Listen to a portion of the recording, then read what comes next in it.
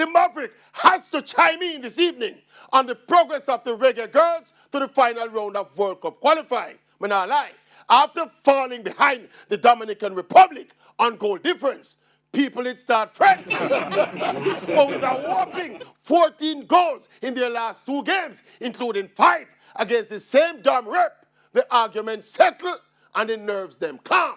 And obviously, it's now on to rumbling with the big girls of CONCACAF. Get 2 good results and they are on the plane to New Zealand, Australia.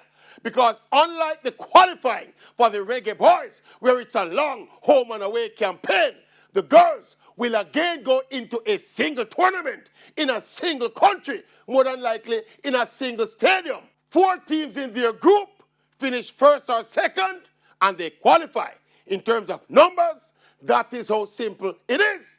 Now, qualitatively, however, we have world number 1, USA, or number 6, Canada, to contend with.